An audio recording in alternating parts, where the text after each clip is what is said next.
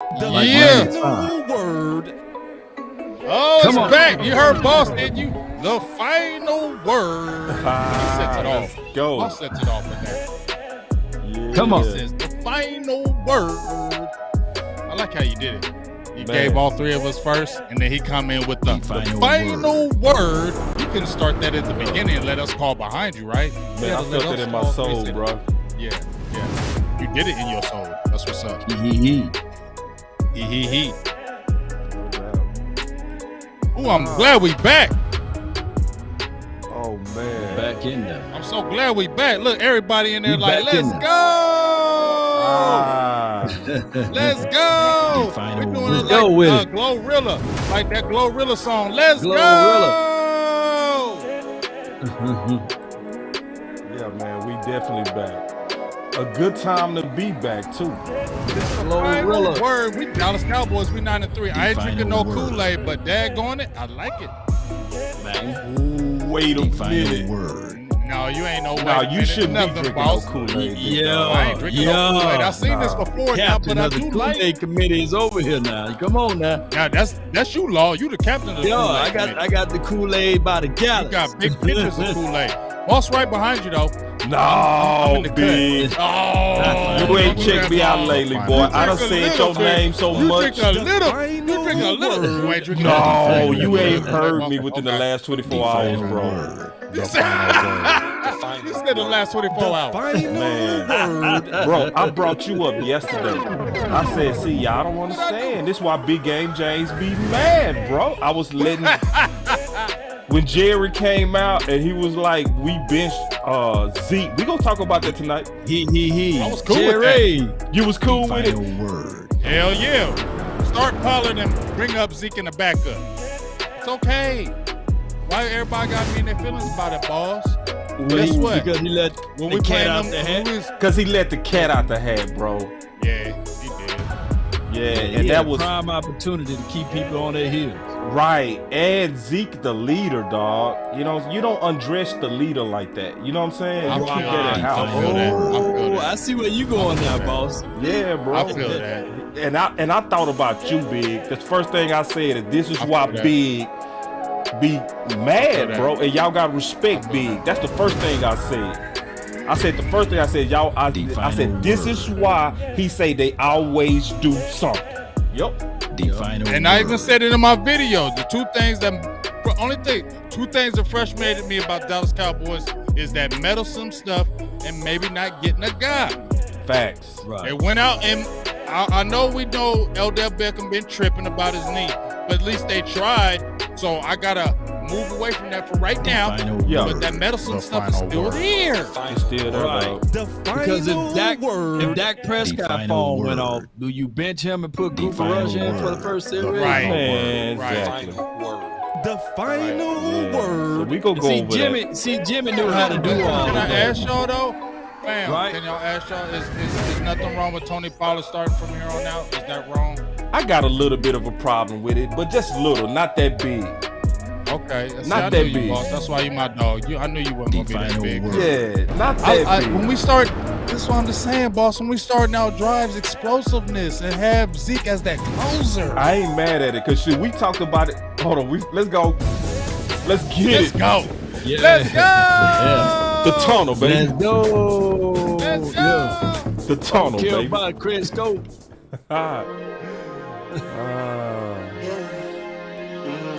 just wanna run it up. I do. Kinda check or something. I've been really in the film letter.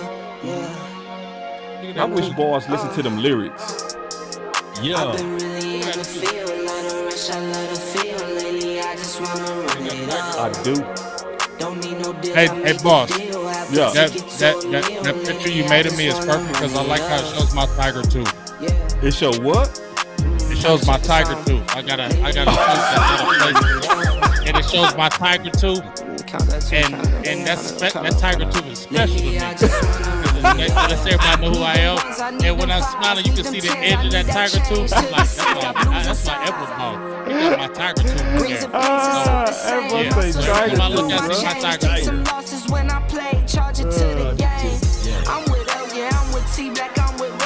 Let's go. see y'all coming in. I remember that Everson Walls. I gave it to him. You did. I see you, Elf Queen, D.A. Lee, Tariq, Marcus C, Star, The Truth. Who y'all got, man? Come on now. Hey, I got boot things in the building.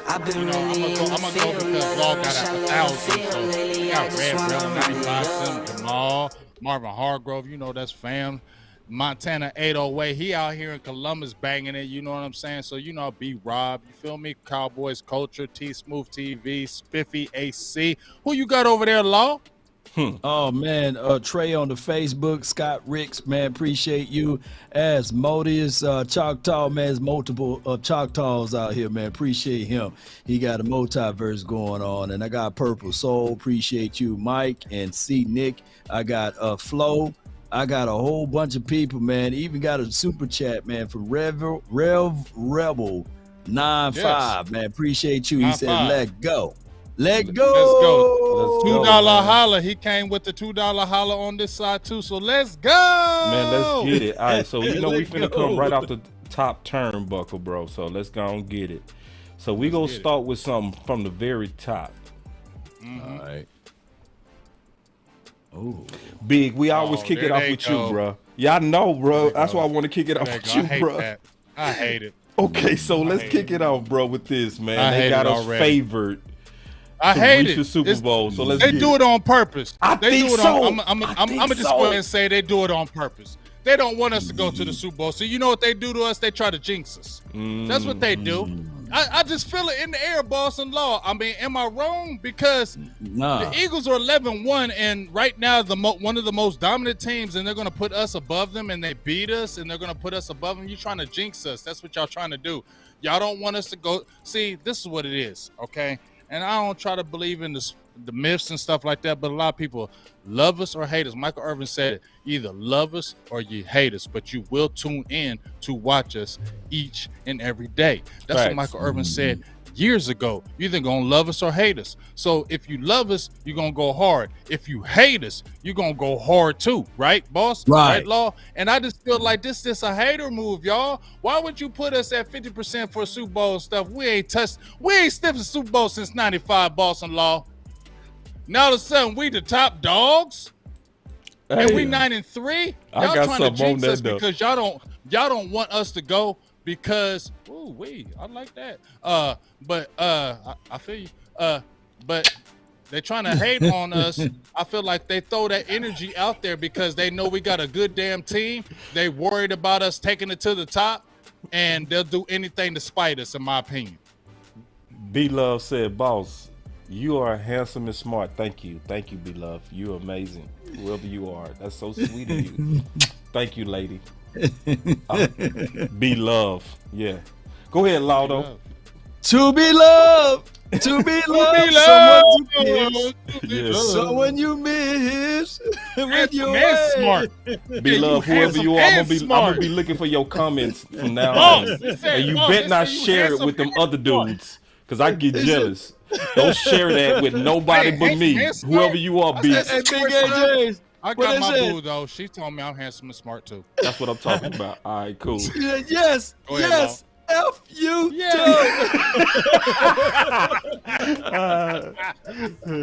But what's your thoughts on that, man, Law? But right on the money, man, with what Big Game James just said. But here's the thing. I get it. Heavy is the crown, and the Cowboys are the driving force of all media attention. It's cool when they do it. It's a problem when the Cowboys do it, you know? So it is what it is. They try to use and utilize the Cowboys' name, the likeness, and the greatness with the silver and the blue, with that star just sitting on the side. And we get all of the Eagles droplings and everybody else attention because they want to be where we are at. When we post things like, hey, it was 42 million views on Thanksgiving Day, then all of a sudden a few Giants fans saying, hey, hold on. It had to do because we were winning too and we were blah, blah, blah. I said, nah, dog. it probably would have been 42 regardless. We would have played anybody in the National Football League. We would have still got that viewership because right now we're humming. Right now we're rolling. And they are looking and praying and hoping. I forgot there's a nice young lady that came out with a song that says they wishing on our downfall or praying on our downfall. That is the 4-letter, 3-letter network. They are praying for our downfall right now. Ooh, they coming out tonight. I like it. The ladies speak on this. She said, "You all are on the money of being handsome kings." Ooh, wee. That's what I'm talking about. Close the door. Close the door. And it's true that it's a great night. So check this out. Hey. I do got a real opinion much. on this. Just keeping it all the way 100. Okay. Even though I don't trust the motives, I do trust the information. Being honest. True. With what happened with San Fran and Jimmy, in terms of talent, in terms of momentum, why not? Right? Because right now, I would have to say in the NFC, based on the game so far, the Eagles are in our way, and I don't trust their 11-1. Because I always said this, Big. You might be able to talk me off the cliff, big dog. Because I know you go bring some humility to your boy. I'm about to bring it. But check this out. Just keeping it real. Yeah, I'm gonna bring it right now because I feel what you about to say. No, Yeah, I ain't dude, saying yes. Yeah. Let me say it first, Say big it. dog. So check this out. And I just want to get all y'all opinion on this. Okay. Bro, us winning 4 games with Cooper Rush was more impressive than what they did with Hurts. Because to me, that showed, in my opinion, because too many Cowboy fans are just bowing the knee to Philly. And I'm like, nah, bro. What we did with that 4-1 was more impressive than what they did with Hurts. And now that we got Dak, we showing we dangerous on both sides. Am I tripping? No, you're not tripping. I totally 100% agree with everything you just said right there. 100% agree. Because first of all, none of us believed Cooper Rush was going to even be a quarterback with the Dallas Cowboys, right? Right. And we were all ready to get rid of Cooper Rush. We were all saying, who was the dude that was on there? And we got that. Who was the dude that was there this year? What's his name? Man. Remember his damn name? Man, bro. I'm sorry. Somebody I feel that bad, just bro. tells Oh you my right gosh, there. now you should threw me feel into bad it. because that just tells you right there what it was. Right. We was looking for him to be the guy over Cooper Rush, right? Number Greer. 15, that's all I can Thanks, remember. C. Greer. Will Greer. Greer. Will Greer. Will Greer. So we was Thanks, all Steve. expecting Will Greer to be the guy because we were saying, Cooper Rush, why you keep keeping him on the squad, right? Let's keep it real. A lot of us were feeling that. I was feeling that. And so for him to come in, just like you said, boss, I'm a 100% agree with you. Nobody thought Cooper Rush was winning them games against the Bengals, Nah. Super Bowl champs. Nah. I mean, not Super Bowl champs, Super Bowl runner-ups, Nah. Rams, Super Bowl champs. Right. At In the time, LA. the undefeated Giants, remember? And hold up now. And Facts. they played with all their guys because they had Joe Burrow and Jamar Chase. Facts. They had Matthew Stafford and Cooper Kupp Right. and Jalen Ramsey and Aaron Donald. Right. They had all them guys, right? And we had Cooper Rush. Giants was undefeated, right? And it was in New York with Cooper Rush. Right. You feel me? Yeah. So That's speaking more to impressive. your point, boss, nobody thought that was happening. Nope. So, yes, that is more impressive because we saw Jalen Hurts as a quarterback last year, right? So he got better. And let's look at that game, even in that, I keep saying, even in that Philly game, I don't take nothing away from Philly beating us, but you got spotted 20 points on 3 turnovers in the first half. And just like when we did in the Best of Enemies podcast, I said you scored 6 points in the second half. Facts. Right. 6 points. And if you look at the yardage, it wasn't Philly. Nope. It was Dallas. Right. Right. And And even- our blowouts have been more impressive. Yeah. Like what we 6 did to games, the Colts 3 was 40-point games. right. 6 games, 3 40-point games, averaging 37 points a game. since Dak been there. And all I said, even when I did my Best Spin MV podcast, boss-in-law, was, yeah, you can't go on the pass, but I can only see what was happening. Right. And they dropped 40 on Hurts with Dak both times. True. They going in right now as a well-oiled machine. So I can't sit there and, even though I give you respect, I can't sit there and say Dallas is scared of Philly, because even though you added, Dallas added too. And Dallas has their quarterback back now. Facts. Yeah. It's no lies. We also got the OC in the building, man. What's going on? Big homie. What's going on, people? Is hard as hell. Yes, sir.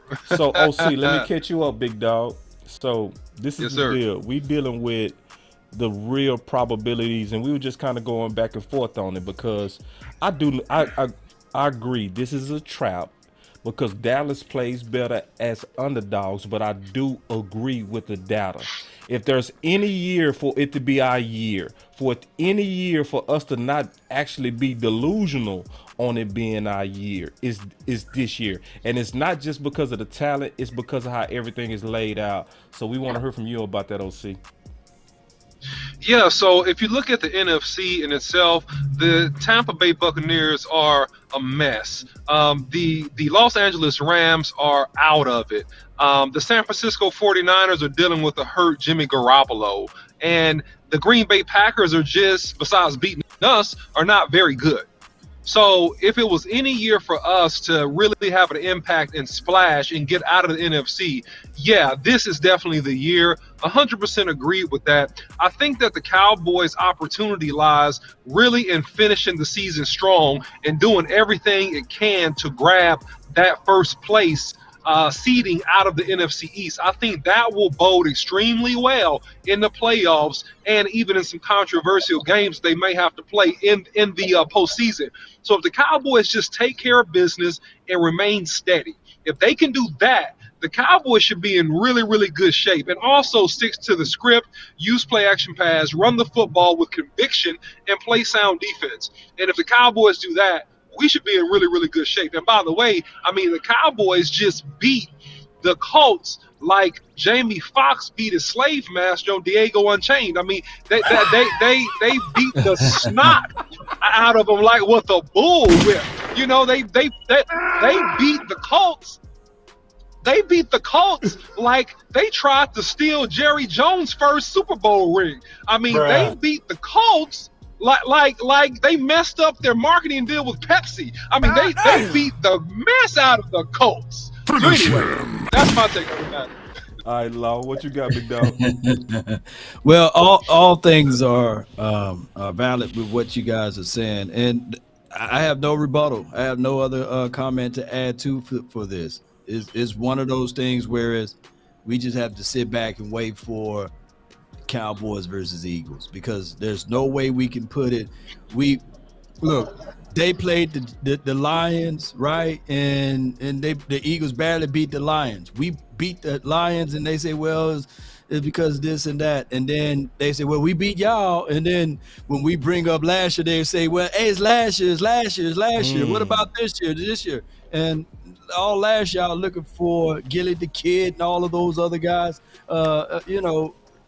putting up bets. I couldn't find them. Now all of a sudden, when we have our backup quarterback, Meek Mills want to drop a CD and put up bets, and Gilly the Kid, he want to come out there with his straggly voice talking about come on, y'all Cowboys, let's put the dollars out, $15 out. Like, dude, come on, man. Lean forward just a little bit. And I know you got your $1 million now, but lean forward. Maybe I'll slap some weight on you.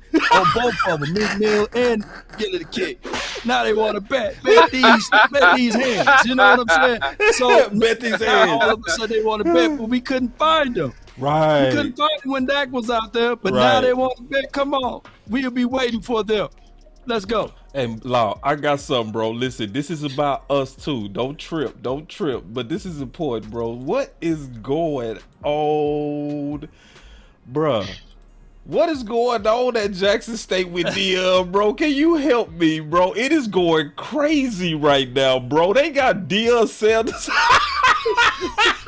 Wait, can you please? We gonna stay on this just for 1 second, but come on, bro. What they trying to do to Prime? Can you help us, bro?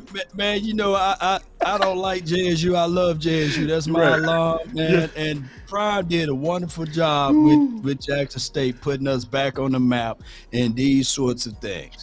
Yeah, but I come here to tell y'all, as real as I am, okay. And as hard as I am for this networking channel, okay. If all of a sudden, the 49ers reach out to me. Oh, wait. Hold on, I gotta do it.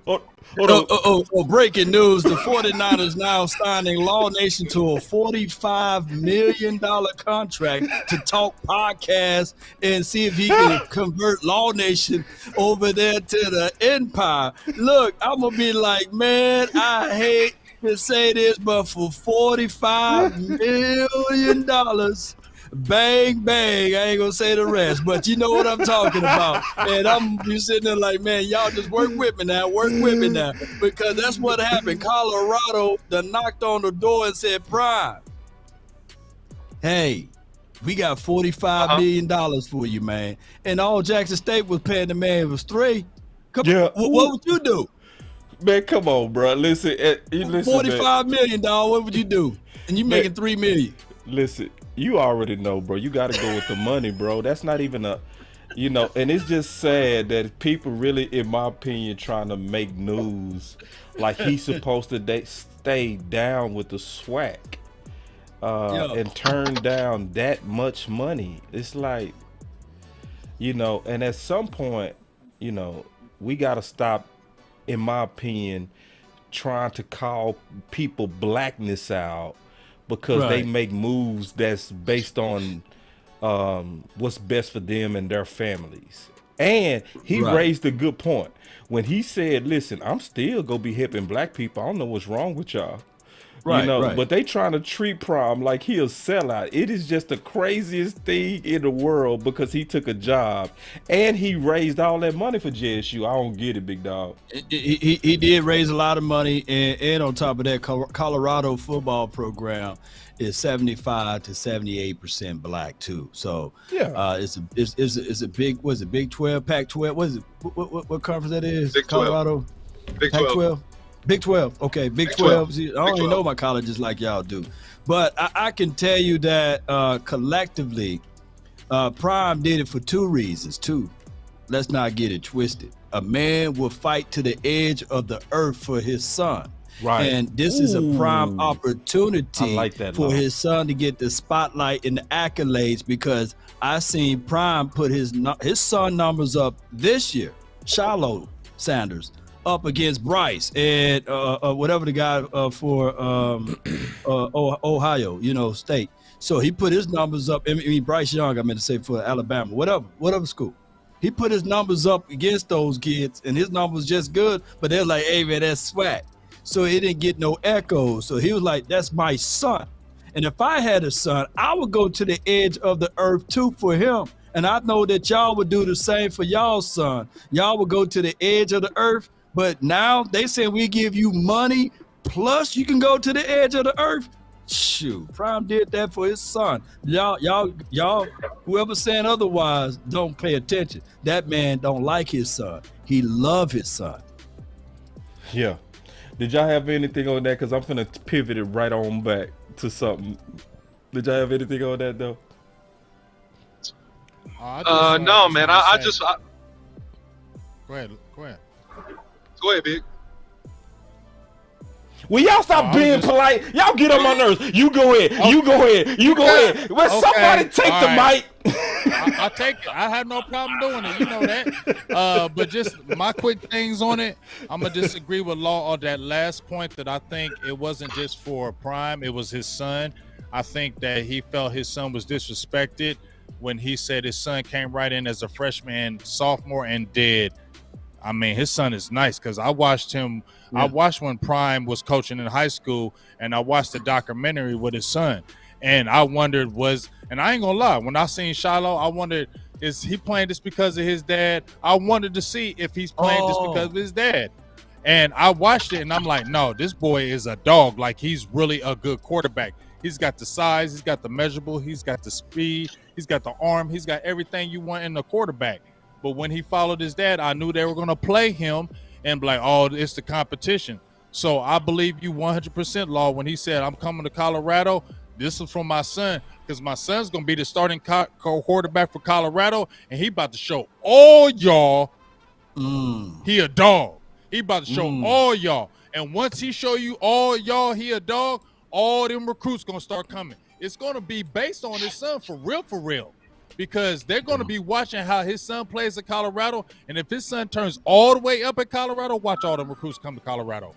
Oh yeah, they coming anyway. They already opened up that transfer. Well, they coming anyway, but they're gonna, right. they're coming anyway. But I'm telling you, they're going to be watching his son because he's basically saying this is going to be your quarterback. So everybody's going to be watching that. And if he can transition straight from the swag and go right into Colorado and dominate too, trust me, eyes are going to open. And then Keystone said, "It's what we do best. We crabs in the barrel. We got to do better." Yeah. And I was alluding to what I was going to say. You know, the financial economics of the situation. You know, money is green. You know, it ain't black, it ain't white, it ain't Asian. There's no race. There's no race associated with money, and that was an economic decision and a decision for his son, and to boot, to put himself in position to get one of these top 5 NFL coaching jobs if he can go to Colorado and help turn that program around in 2 or 3 years, because keep in mind, he will be a prime candidate, no pun intended, for one of these big jobs at Alabama, LSU, Texas, if he goes there and has success. So it was a great strategic move and a good financial move for Deion Sanders all the way around, in my opinion. Oh yeah, man, sure. I gotta ask y'all a question, bro. What's up with Mike McCarthy? Because Mike McCarthy has been shooting some real slugs at Jerry. I'm gonna go back to these my birthday, November 22nd, and let's just listen real quick to Jerry. Well, Mike McCarthy, listen.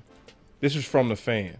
Hey, Mike McCarthy was making some comments about Jerry, the owner, versus Jerry, the GM. I want to play him for you and see what you think about the separation. I saw Jerry's comments, but I can tell you, speaking with General Manager Jerry today, he's focused on the Giants, but obviously the owner is, he's always looking at the big picture.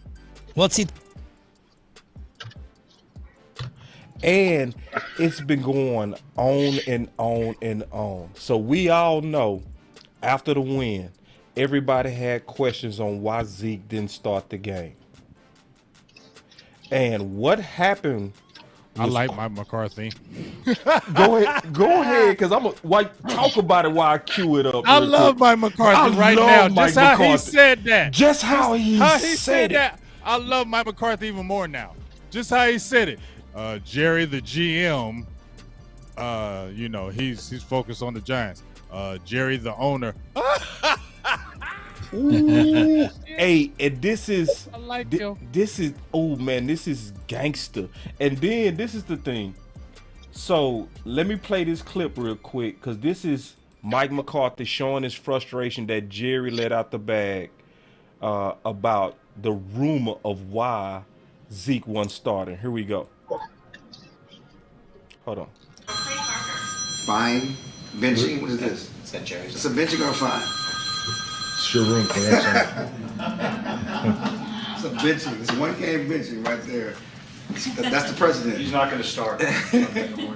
Scott's up. I would be more lenient.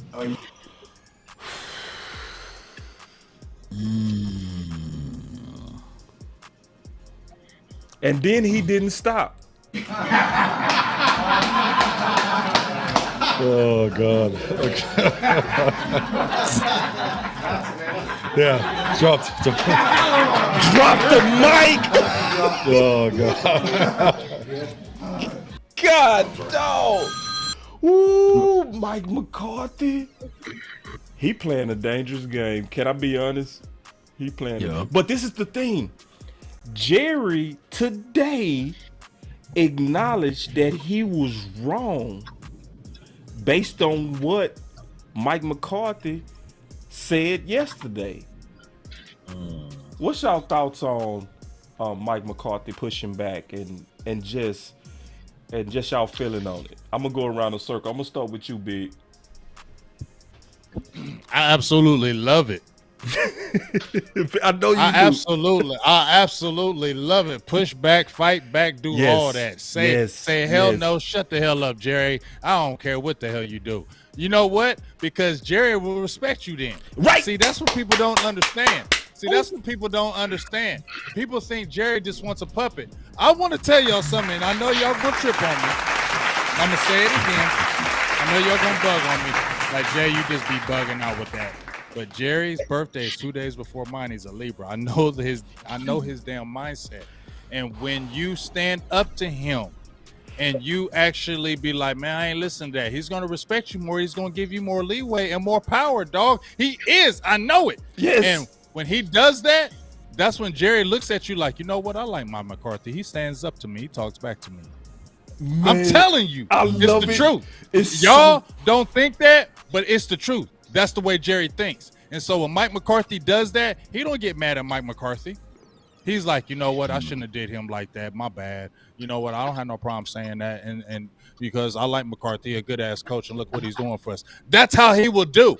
He'll look and change himself. And when Mike McCarthy stands up for himself, Jerry always has been apologizing. Listen, remember earlier this summer when Mike McCarthy's like, man, this is a little circus up in here. I ain't really know it was all like this. And remember when Mike McCarthy was pushing back? What happened? Jerry came in and apologized, didn't he? Bro, he did. Yeah, he did. He came back and apologized and said, no, it ain't nobody else. It's Mike McCarthy. He's our guy. Ain't nobody else. If y'all thinking that, that's my bad. Didn't he do it when Mike McCarthy was getting mad? He did. He did. He sure did. Yeah. So guess what? Jerry does like pushback. The only thing Jerry don't like is when you try to show him up. And I don't think when he looks at Mike McCarthy is showing him up. Mike McCarthy is saying, look, this is my stuff. Let me do this. Back the hell up, and I got this. And when Jerry sees that, all right, I got you. My bad. My bad. I'll go in my fault. I ain't mean. I'm trying to tell y'all. But you know what? It's whatever. No, you not crazy. First of all, everybody in the chats, y'all clap it up. Clap it up for real. Clap it up for real. Clap it up for Big, man. This because what he said.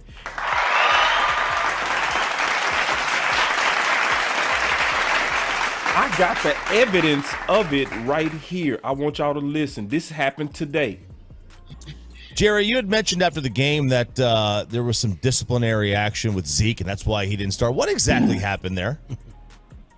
Well, I just wanted to make the point, and the real point was Zeke not on the field first because he had been demoted?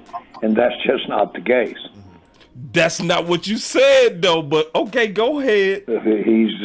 He deserves both of them. We see what Pollard is, and we see what Zeke is. And there was no demotion there. I want to distinguish that from him not being out there first. Now, the first part of it is a discipline, I really would tell you, so minor that it's not worth bringing up. That's very important with Zeke, because one of Zeke's biggest qualities is the leadership he provides on the team. And what? Hold on. What he is as a football player.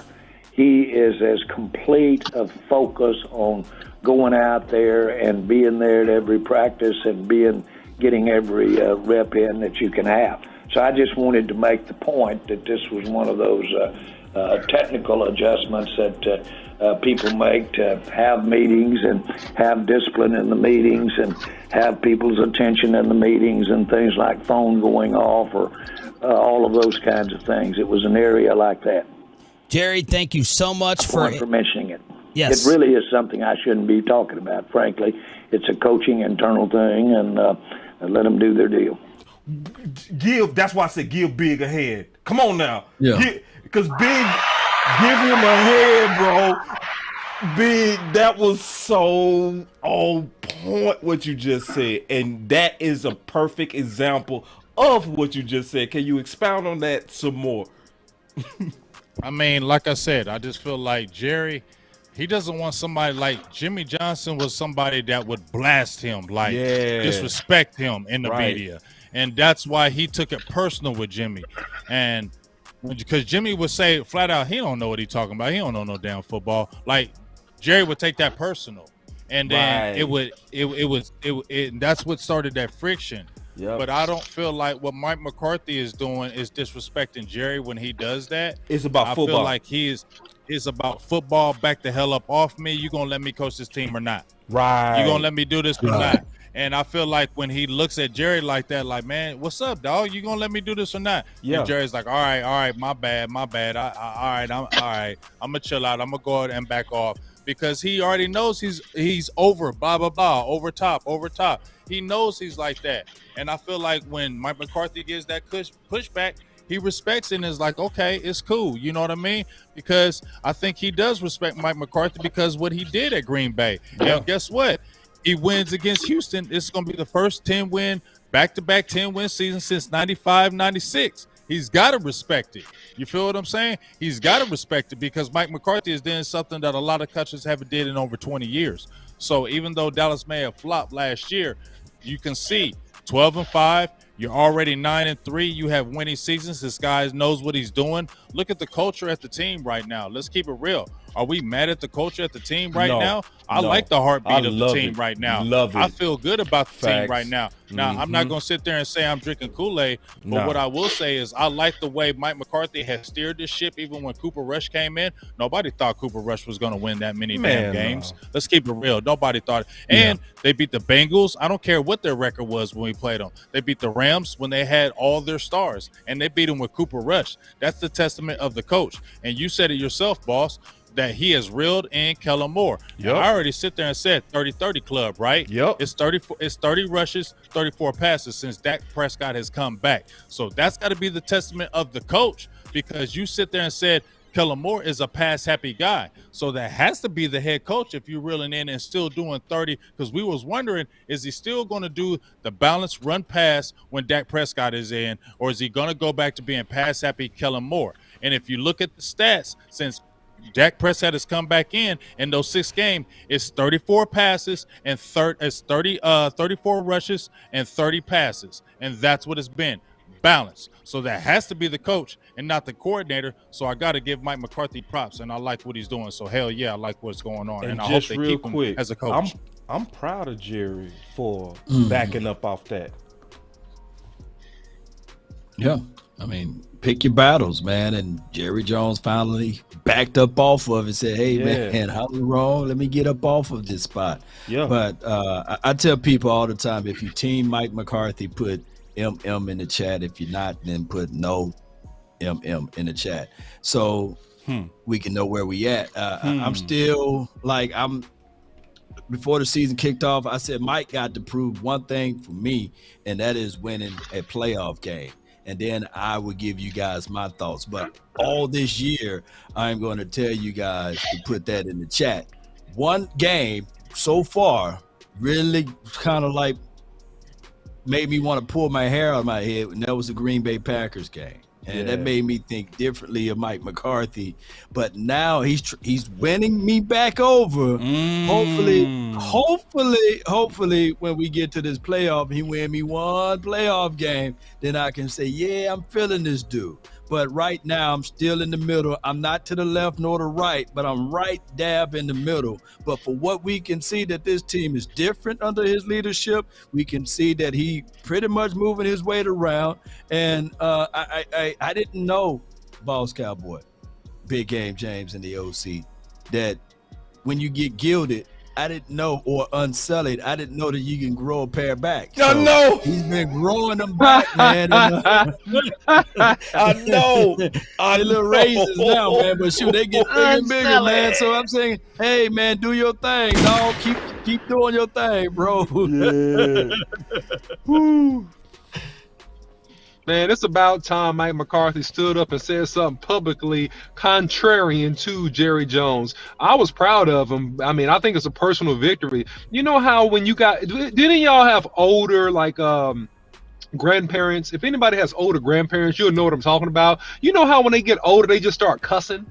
You know, like at first they were nice when you were younger. They get older, they start cussing like they don't care, and then they just tell you, I'm too old. I don't care. I'm too old. That's how I hope that Mike McCarthy is. Like, man, you should be too old for this, man. Anytime you see somebody being out of line, doing something crazy, talking out of turn, acting like you're not the head coach, you should just go ahead and speak your piece and let the thing fall where it may.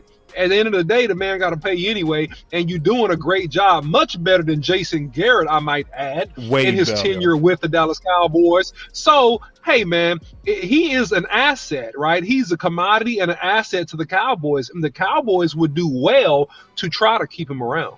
Man, check this out. And I listen, this is another thing he said yesterday when he was pushing back. Look at this. Hold on real quick. Ready, I think is definitely now. Jerry said after the game it was his understanding that Zeke not starting was a minor disciplinary issue. Can you confirm and or elaborate on that? I mean, I think those types of things, you know, if it were, you know, whatever extent it was, those are really situations for the locker room. You know, I know we're in the everything is available content creating environment.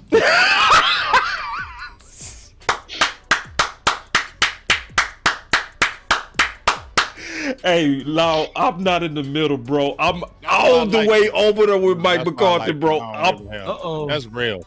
I'm all the way over there with him. That's real. That's real. It's amazing. And then Jerry. Hold on, do y'all hear this, Gilliamon? Content creating. Dog, I love that. Two people that don't even like the Kool-Aid or even mention me staring up the Kool-Aid. They are drinking the Kool-Aid, bro. Of the Mike McCarthy branded Kool-Aid, man. Bro, hey, I'm Mike McCarthy Kool-Aid looks good right now, I baby. do. Yeah. But here's the thing. I gotta drink the Kool-Aid of that because at the end of the day, they're 9-3. Like I said, they beat the Texans. That's two. When's the last time? First of all, you just heard OC mention with Jason Garrett. Did we ever have back-to-back playoff seasons with Jason Garrett? Nope. I'll wait. No, that never happened. It was off and on. You knew it was up and down. It was never consistent. So you saw the 2020 year, and even then they were still competing with 14 people, and you lost your starting quarterback. You had 14 people on injured reserve. You came back the next year at 12-5. Now you're 9-3. You possibly could end the season with 13 to 14 wins, possibly, right? So yes, we're all looking for the playoffs. You know what I'm looking for, the playoffs. I don't care about the regular season because I've seen this before, so I care about the playoffs. But if you look at the way he's done the team, the way he steadied the ship, the way all that controversy that was going on during the offseason, and he met it and he faced it, he stood up to it, and look at what the team is doing. Everybody thought we were falling off after that Tampa Bay game, and look how he righted the ship when Dak Prescott was gone. Everybody said we were right for dead. Oh, yep, same old Cowboys. I said it. I felt it. I said it on the shows. And guess what? He righted the ship, got Dak Prescott, and look, not even that.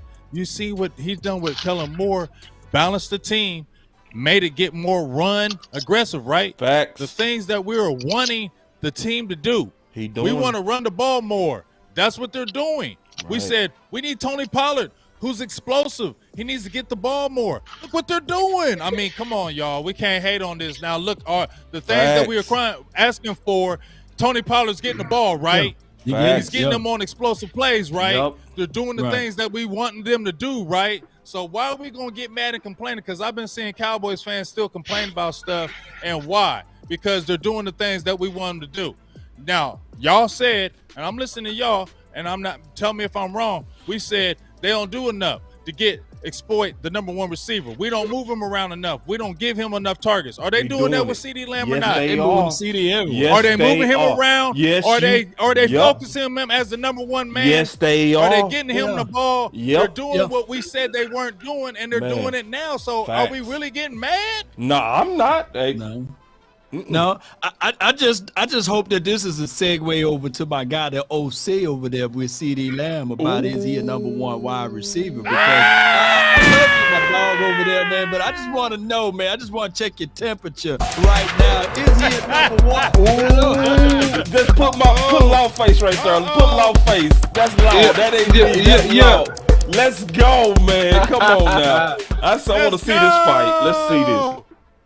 Listen, if you don't follow Boss Cowboy Sports, please follow Boss Cowboy Sports. I put a video out about why CeeDee Lamb is not a 1A receiver. He's a 1B receiver. He has proven himself to trending toward a 1A receiver at this point. Do I believe he's all the way there yet? No, I do not believe he's all the way there yet, because, and I'll tell you why. Because if you look, no, listen, hold on. We're not listening. We're not listening to this mess. No, you gotta listen. No, we gotta listen. You don't want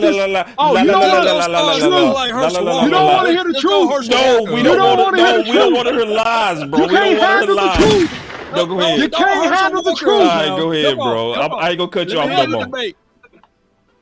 Hey, so look, here's the deal, man. CeeDee Lamb has played well, man, versus mediocre and inferior teams. He should go berserk on the Colts. He should go berserk on the Texans. Because listen, at the end of the day, what's gonna make CeeDee Lamb to be proven out to be a 1A bona fide number one receiver is tough games and the playoffs.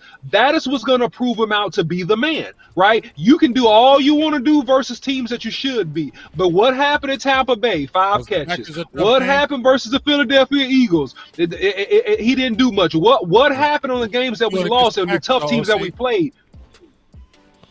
Listen, he did better against the Packers. Excuse me, hold on, y'all let him finish. Y'all let us finish. You can cut me off all your walk. Hold on, I'm gonna let y'all beat him up. I'm gonna let y'all beat him up. I ain't gonna even beat him up. Y'all can beat him up. I just asked, OC. I ain't trying to cut you off. I just asked. Hold on. Oh, go ahead. Yeah, man, swing on him, bro. And this is my best friend, dog, and I'm saying punch on this dude. Y'all gotta punch him right.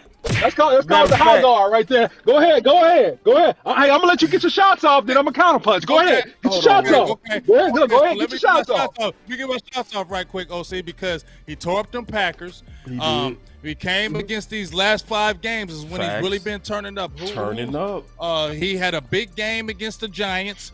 Really turned up in them Giants. I know it's the Colts, but guess what? The Colts had the number 5th ranked defense in the league. They weren't chopped liver. Mm-hmm. It was their offense. They had a damn good defense, and he ate it up too. And lately, remember we were talking about his drops? He had 4 drops, and we ain't seen. He's got 4 drops total, and it's been how many games? He's averaging 85 yards a game now. OC, are you? Because you calling him a number one? Call him one, yeah. Because I think that's what's going on. I never said he wasn't a number one. Right. I never said he wasn't a number one. I think people thinking you saying he not a number one. You talking about the level of number one. So let me just make sure I'm understanding you correct, bro. Because I might be missing you. What is a top level number one, and who would be somebody you would comp him to, so that we can kind of see the levels in which you're talking about? Because I'm not quite seeing it. Like, what's the comp of a number one that you would compare him to? OC. Well, I would say a number one receiver. I think that, there are levels, right? I think you have a 1A and a 1B. And what I said, if you look at the video, I said I'm thinking Hopkins. B Hops. I mean, no. Tell me your one ABs. Yeah, who's your one? He's B Hops. Yeah, I'm gonna give it to you. So a guy that can take over the game, a guy that you can throw the ball to, he go catch it, he go make a play underneath all circumstances, would be a guy, Devontae Adams. That's a 1A. Devontae Adams is a 1A. Cooper Kupp is a 1A. Who's a 1B? I think a Thielen is a 1B. Right, I think a Hopkins is a 1B. To give you guys a couple of examples. I see what you're saying. When I think of Thielen and I think of CeeDee Lamb, I don't think that they're in the same room. I think CeeDee Lamb done already surpassed a Thielen type of wide receiver, in my opinion. Now, where do you put, like, let's say, for example, an A.J. Brown, since he's in the same conference or what have you? Where do you put him? Is he a 1A or is he a 1B? I think AJ Brown is really a 1B. I think he's a 1B because a 1A is a straight up star receiver. And this is what I'm gonna tell you guys, and I think you guys will agree with this if you hear me out. 1A star receivers are proven out in big games and big moments.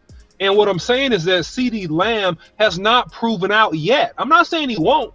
I'm saying he hasn't proven out yet in big games and big moments. And that's why we need to finish the regular season. And that's why we need to see what CeeDee Lamb shows up in these playoffs. That's going to tell me everything. And look, if he balls out and handles his business, he's doing the same things he's doing now at the end of the year in the playoffs. Yes, I'll be the first person to get on the final word and anoint him with the oil. Okay? Well, let me ask you this, though. Let me ask you this, then. You're making great points, though. You said big games, big moments. I seen a wide receiver that you probably got classified as a 1A out of Justin Jefferson. Yes or no? Do you got him classification as a 1A? No doubt.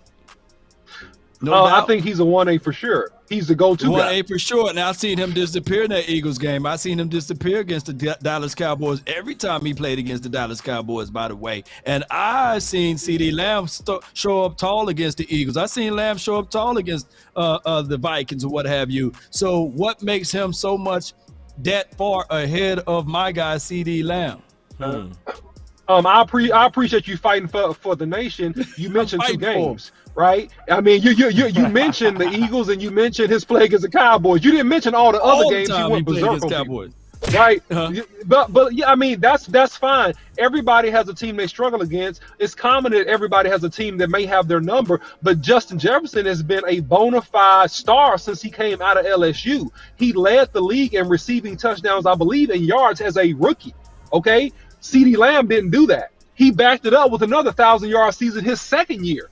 All right, CeeDee Lamb didn't do that, okay? He's taken a top off of defenses and consistently dominated games versus top competition. Oh, Jamar Chase is another 1A, to give you another 1A out of LSU. So guys that dominate games are 1As. Guys that are explosive, good players, right? But they don't take over games and they don't step up and dominate versus the top competition. Those guys are good players, but they're not 1As, they're 1Bs.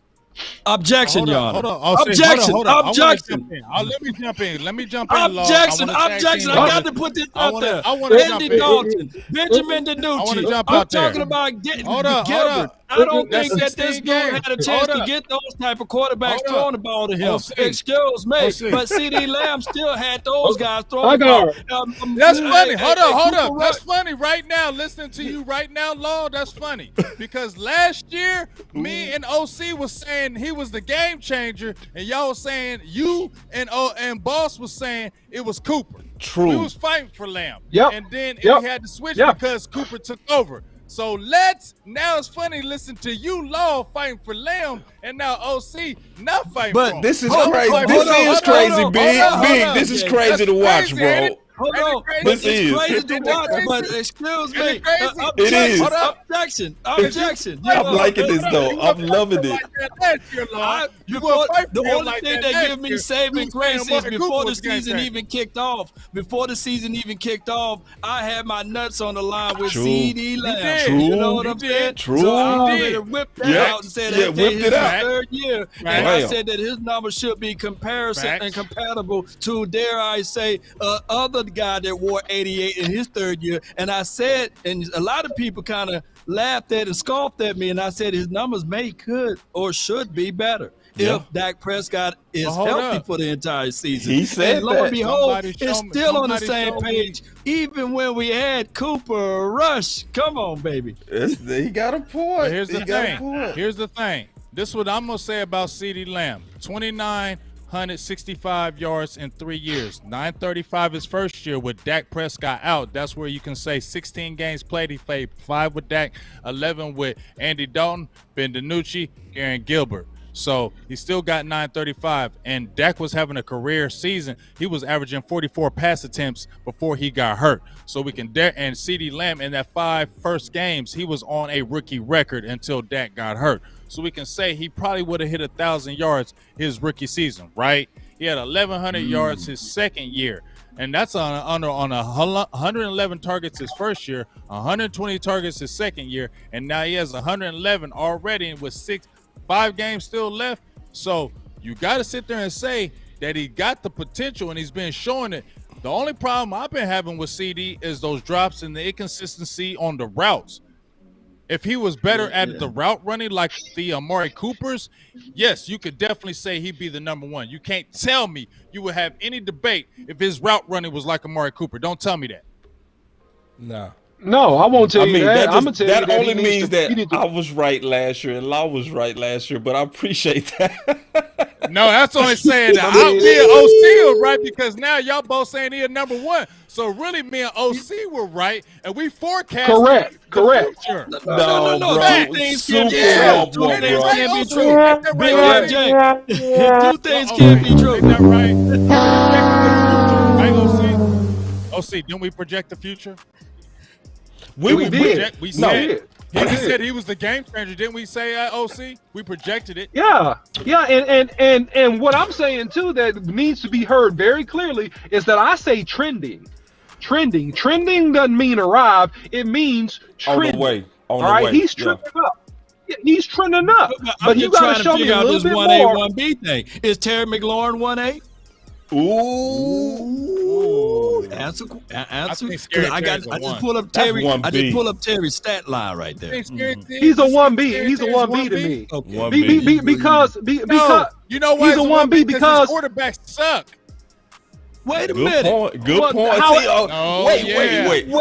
Wait. However you see. Come on, his quarterback. However you, because he been turning up with bad quarterbacks, y'all. Come on, a good point. He been turning up with bad quarterbacks. Let him get a good quarterback, and Scary Terry gonna go crazy. I guarantee if Terry had that's that Ohio State talking now, man. That's a good point, though, Law. I'm give him that. That's a valid point. I can't fight him when he right like that. That's quarterbacks, because quarterbacks make receivers and receivers make quarterbacks. You right. I can't fight you on that one. I just can't. Hey, the only person that just destroyed numbers with poo-poo quarterbacks was Terrell Owens and Hopkins. Hopkins did Gracias too. And Hopkins, and Hopkins, yeah. Jeff Garcia. That's why I don't know. That's why y'all saying he's a 1B with all the bad quarterbacks he had in them numbers. I don't know. Maybe he didn't have the speed. Maybe he didn't have the speed like some of them number ones, but y'all gonna sit there and tell me he's a 1B with all them bad quarterbacks he had and them numbers he had, and he can do it with anybody. Nah, man. I think CeeDee you put Lamb, B-Hop with any quarterback and he's gonna be a dog. Can we not say that? Any quarterback, that's true. With any quarterback, B-Hop's gonna be a dog. Let's not say that. Yeah, man. I'm gonna be honest, man. OC, my boy. But you tripping, but no. I'm about to give it. You tripping. No, you kept on. Y'all bring it up. B-Hop. No, wait a second. Let me say this real quick. See, I've been waiting in the cut. I'll wait some more. I'll wait. Go ahead, keep waiting. Y'all brought up B-Hop, but who did B-Hop play with his first several years? A guy named Andre Johnson. Yeah. Okay, a 1A. Okay, he had a chance to develop right underneath his tutelage for 3 to, I believe, 5 seasons before he took over. 3 to 4 seasons, I believe. No, it was only 2. No, it was only 2. And I know that for a fact. That's not true, OC. That's fine if it's 2. No, it's not fine that you exaggerate. That's fine. Day one. You exaggerate. I'm not exaggerating. You did. B-Hop was a dog from 2 day years. One. And even with Johnson.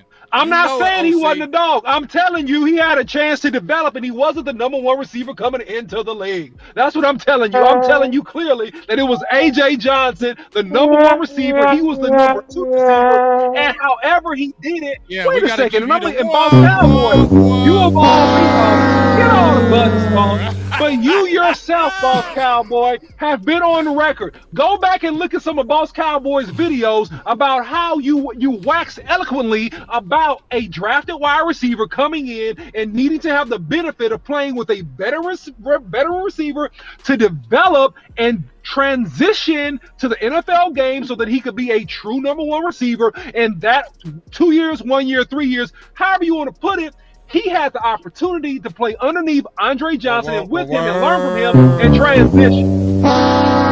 Okay. Stop, bro. Just stop. We got you on this. Stop, bro. Hey. We got you on this. OC, as good as you are, and as much as I respect you, OC, as much as we respect you. We got you on this one, dog. Sorry. Hey. You lost this for OC. Hit it 50 more times. Hit it 50 more times. I do get what you saying. It won't change the fact. I ain't gonna that play. Listen, CeeDee Lamb has to prove it in big games. No. He has to prove it in big games. He got to prove it in the playoffs. OC, he got to prove it in the playoffs. Yeah. OC, you know what? See, I ain't gonna fight you on that. Exactly. See that right there. I ain't gonna see, fight I hear you. He got to prove it in the playoffs. See, cause I had you dead to rights. I could have killed you, but I'm not. I'm gonna show you some mercy because I heard the context of what you're saying. The context of what you're saying. Don't show me mercy. Go ahead. No, but I'm gonna be real. I'm gonna be honest. I don't want to just win debates because I do that easily. I just really want to just honestly the self-proclaimed winner. But no, I want to recognize your point because I do understand it. What you're saying is, and I'm not mad at this. There's still more to see, and I think that's now. Because some people might take it like you're saying he's not a number one now. He's saying he's a number one, but when you're trying to, and he's trending up to elite, but we got to see him getting those big games outside of Alexander because I felt like Alexander was a good test. And you never talking about that. That was a good test, and he passed it with flying colors. Zaire Alexander. Yeah. He turned up on Jair. He turned up. Remember when he lost him on that touchdown? Lost him. That route? Yeah. And CD has not turned off since that game. Right. Like he ran over a safety. I just wish we would have won that one, though, man. I know. And see, here's the thing. I saw some what? people blaming. Remember we was talking about, boss, though? Remember we was talking about, though, boss? How, and you too, OC, remember we was talking about, I mean, I said it, maybe you're trying to be too pretty, but I had to think about it. He plays the majority of his snaps in the slot. 58% of his snaps are in the slot. You can't be weak playing in the slot, dog. Fact. Because you're going to get hit. You get hitting a lot. And we can honestly say CD be taking some shots in that middle, dog. And he gets up. And we even saw in that Colts game, and we saw it in that Packers game. When he gets that ball and he sees near that touchdown, he will put that head down and drive straight towards you and try to run you over. He's not scared of the contact. So we got to give that man, I got to give him the man respect. He's stepping up, but just like you said, OC, I think the biggest thing that I'm looking at, OC, is them playoffs. I feel like he can turn up against them Eagles again, but I need to see them playoffs. That's where we're going to need the CeeDee Lamb. That's where we're going to see when we're going to need him, OC, not dropping those big passes, catching the one-hand balls, getting those big first downs. That's where I really want to see him, and I feel like that's where I'm going to truly know he's that number one guy when I see him in these playoffs. So y'all check this out. I got something else from Jerry. I want to get y'all opinion on this. Check this out. Hit the ground running that I'm pretty confident in. Jerry, you guys, you know, you mentioned Kelvin Joseph there. You guys are putting a lot of trust in him stepping up with Anthony Brown out. Obviously, there was a lot going on this offseason with Kelvin. What were those discussions like in the aftermath of that in terms of his future here, and how has that trust changed from that time till now? Well, I think we've got to always remember that with the issues and some of those off the field, the reason that he was drafted with our second pick is we had him right there in a handful of guys that were first rounders. That's big. And so he hasn't let us down on the football field in any way. He's been outstanding in his work on special teams. That's true. And he gives it. He's a improver. He works hard in practice, and so there's no. In my mind, I've never had an issue with how he can convert to the field, and so he gives us a good option here. Jerry, what's your thoughts? I'll start with you. I'll go first on this one. Okay. Go ahead. No, I'll say. Look, no, I'll say this, man. I'll say that Joseph is a really good talent. He's a cover corner more than a playmaking corner.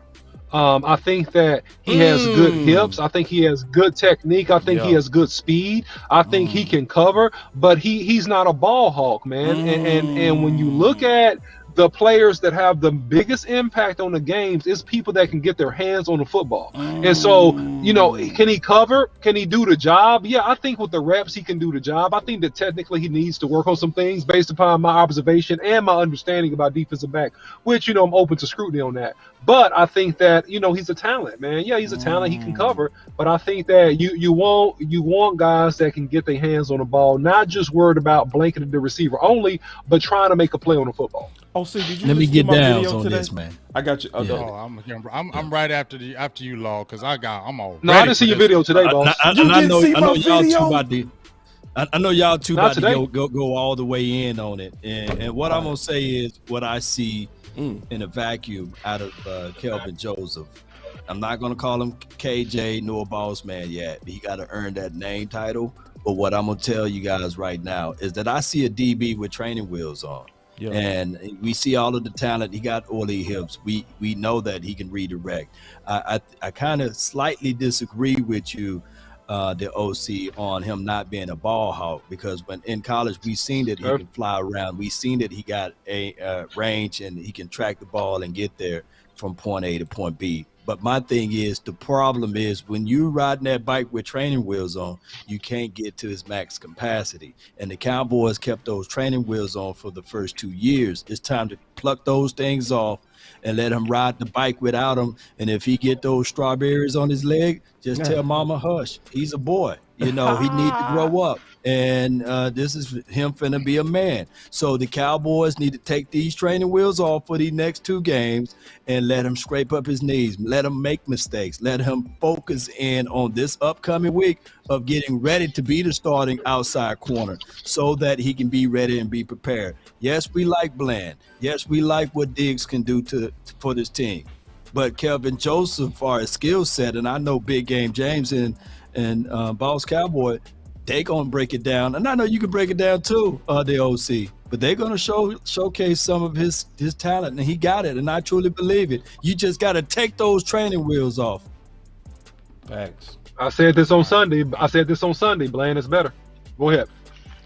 Wait. I mean, hold up. I'm gonna just say this about Kelvin Joseph. This is what I feel about him. I've been on his neck since day one, because I didn't think he was really focused. I think the only thing that's really stopping Kelvin Joseph is Kelvin Joseph, his mental capacity with the game. Does Kelvin Joseph want to be great? If Kelvin Joseph wants to be great and get in that playbook and really get serious, Kelvin Joseph can be great. He's 6'1". He's 192 pounds. Now let's first of all, I'm going to talk about last year because we're talking about. I've been hearing a whole bunch of Kelvin Joseph can't cover. I don't believe that, because I remember last year when he got some significant ticks starting against Washington. He had 57 snaps. Arizona, he had 20. Philadelphia had 74. In that Washington game, we got excited because he had 5 targets and only 1 completion, 20%. And he was physical in that game. He had 3 tackles. 2 tackles in the next game, 7 tackles in that Philly game, and we saw his physicality. He was meeting people at the line of scrimmage. He was attacking people at the ball. So we were getting excited. So when people were talking about, Kelvin Joseph sucks and this and that, I didn't hear that last year when we were seeing that trajectory. We were getting excited. We looked at that off field, and I get it, and I understand it. But guess what? And Boss Cowboy should already know this because he played cornerback at a high level. If you've been playing special teams and have not been playing, and then all of a sudden a dude goes out, and then you got to jump in the game, and you're playing at a high level, and people are going to attack you, you don't think quarterbacks, Kelvin Joseph's in, we're going to go after him, because that's exactly what they did. So it's not easy as y'all think when y'all think a player just can come in not playing no cornerback for 5, 6, 7, 8, 9 games, and all of a sudden can come in there and be a world beater. You need reps. You need to be in practice. You need to get those first team reps. You need to be able to see that, because guess what? You want Kelvin Joseph to step up, because you got Trevin Diggs, who's 6'2" out there, who's a ball hawk. And I'm going to sit there and agree with OC. I don't think Kelvin Joseph is a ball hawk, my opinion. I think he's more the physical corner. I think he's more the shutdown corner that's going to kind of trail you, shut you down physically. He's not going to get a lot of interceptions. That's what Trevin Diggs is. Boss Cowboy is the physical corner that's going to press you, get up on you, physical you, knock you out of bounds, tackle you, frustrate you. That's what he's going to do. He's not going to get the interceptions, but that's what he's going to do. And Bland needs to stay in that slot, because Bland is a dog right there. You want Kelvin Joseph to be that dog on the outside, because if Kelvin Joseph is the dog on the outside, Deron Bland is your slot, and you got Trevin Diggs, Now we doing the Harlem shaking this motherfucker. Oh! Give me a blow up. Big. Give me a DJ Clue. Okay. Hold on, no. Light it up for Big. Perfect. Light it up. Light it up for Big. Light it up. Put the fires on Big. Now this is what's crazy. This is what's crazy. I did a show earlier. That's why I asked, did you see the show, OC? Everything that y'all saying, I swear to God, I said the same things. Like everybody. Like everything that everybody said, I swear to God. It's like it came all together. Bro, let's go through the film if y'all don't mind. Let's go through the film. Because before we go to the film, this is what I want to say. I see it exactly like everybody see it. I don't see Kelvin Joseph as a ball hawk. I said that today. Man, both of y'all. Oh, okay, y'all go ahead. I swear to God, I said it Sunday. I'm the only one. I'm on the island by myself over here. Go ahead. He's a physical corner, man. Yeah, he's a physical corner. He got physicality. I called him Byron Jones. Byron Jones. He is Byron Jones, but more better athletic ability. And he getting a bad rap on coverage. Man, we got to put on the film, bro, because the only thing that's going to settle this is the film. Go ahead, OC. Trying to call him Cheeto. He is not. He's better than that. I don't see that.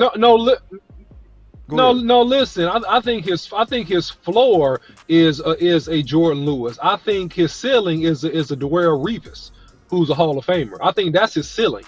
I think at his peak, at his best, he will be playing like Darrelle Revis. You know what I'm saying? But Darrelle Revis was a trail in your hip, break up passes, be physical, tackle you. He got picks, but he wasn't just known for I'm just picking the ball up all the time. If you made an error and throw, he'll pick it. But he was known shutting you down, being physical, being in your hip, having great feet, great technique, shadowing you, all that stuff. That's what I see the peak of Kelvin Joseph being.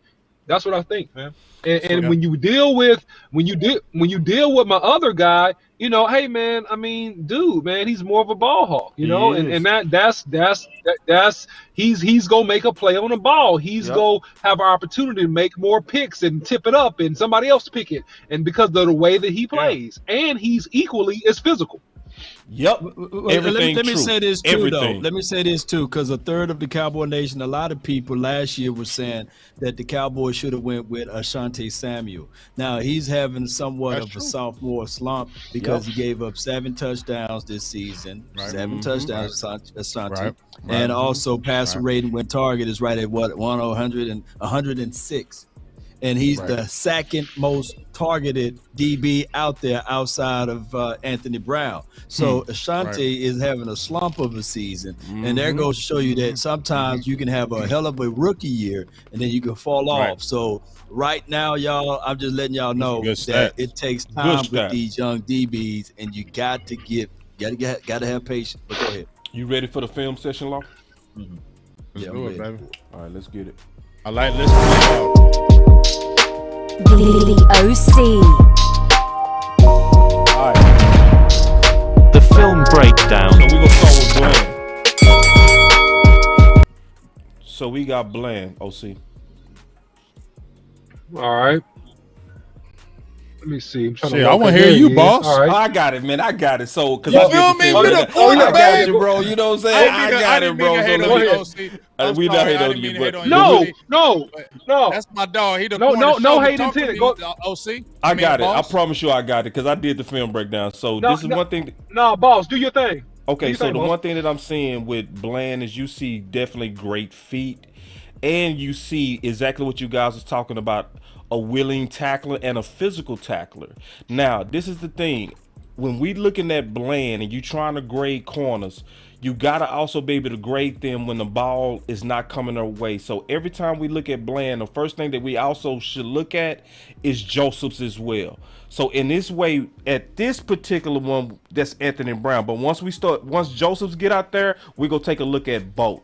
But what's obvious on good Bland, as hell on that. You see how he opened on that? His feet is great. Now you see, and now he opened. Yeah, he opened up his hips. Now, what I like about him and what you're going to see on this play is that he's actually has linebacker instincts, and he actually feels faster than most of the linebackers coming from a nickel position, which is crazy. If you watch here, he go watch the handoff, and he go actually attack faster than LVE. And he was pointing. He was actually pointing to the play like, hey, move over. He got this man. I've seen that run. Yeah. So you see real good instincts on Bland in terms of physical instincts like Jordan Lewis, but you see the coverage that's almost you see good coverage in him. Now, it is going to be some times where you're going to see rookiness in them. So in this particular play, you're going to see bad eyes and too much cushion.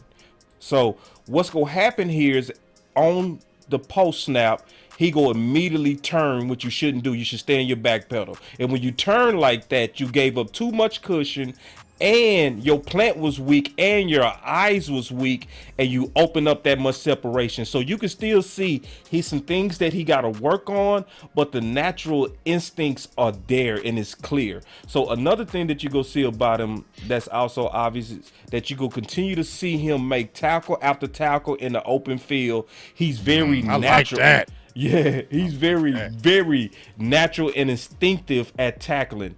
Now, you can also see him physical on the line of scrimmage, which is very important. So one of the ways to take away trips like this is to beat up the guy that's on the inside and make the tackle. So you see him doing all the little things, which tells me he can not only play the nickel, but he can also play on the outside. Now, this is what y'all was talking about, OC and Big Game James. This is why I would give him the edge in terms of the competition for CB2, cornerback 2. So if we look at his instincts to attack the ball, it is Diggs-ish. You know what I mean? It's not Diggs, but he goes for the interception. He don't go for the back. Can you rewind that? Yeah. Can you rewind that play? Yes. Rewind that play. Okay. While you're showing that play, can you show Kelvin Joseph on Pierce right here? Look at that press coverage. Roll the tape. Yeah. Roll that. Well, this is where we talk about the physicality. Get out. Rah. Lock. Where you going? That's lock. Right. If See, see, everybody hating on Kelvin Joseph, but did you see that coverage? And that's what he is. See, and not to, I'm sorry, I didn't mean to take away from you, boss, but that's where I said that's where you see where Kelvin Joseph is good at. Do you see how he can get up on you, press coverage, man you up, physically move you off your route? That's what he is going to be great at, and that's what gets me excited. So Cowboys fans, please stop hating on Kelvin Joseph, because he's that physical corner that you're going to want. He's going to body them other receivers that don't want that contact. He's going to put all that heat and fire on them. But you see with Deron Bland and you got Trevin Diggs, you got playmakers right there. Everybody can't be a playmaker. You need some guy that's going to be physical and put those other guys into place and let those other guys feel like, I don't want to deal with this dude because he's going to be grabbing me, pushing me. Receivers don't want to deal with a cornerback that's like that. They don't like that. And that's what I love about Kelvin Joseph. And we love Deron Bland because he's a playmaker. He can I think Jalen Ramsey might be his favorite player because I keep on seeing his mouthpiece hanging out his mouth the whole damn time. So I'm thinking Jalen Ramsey might be your favorite player. He might pattern his game after him. But I think right now, fellas, we got to be excited. I hate Jordan Lewis got hurt. I hate that Anthony Brown got hurt. But if we really look at the potential with Kelvin Joseph and Deron Bland and Trevin Diggs, man, what? It's gonna be better, bro. It's about to get better. Man. It's finna be better, bro. Better. So, now, this one thing that you want. do see with Bland sometimes. You do see clumsiness occasionally. So this is where he's a rookie, and we're gonna have to be patient. Like, it was no reason for him to grab and panic like that, but he did. But I would live with that as he's developing. Now, this is beautiful because what you're going to see here is technique that's not perfect. He's going to have bad eyes the whole time, but his plant and his instincts are so good. He plants, he looking at the quarterback the whole time and still gets the interception. You're not supposed to be able to do that. Just keeping it real. So when you and also Bland has the hardest job. I know this from playing it. The hardest coverage is in the slot, because on the outside corners you got sideline help. You ain't got no help in that middle. It's all you, and that receiver got a lot of space. The thing that I also love about Bland, and we can look at Joseph and Bland right here, is he was smart enough to know that I'm at the goal line, so why backpedal, right?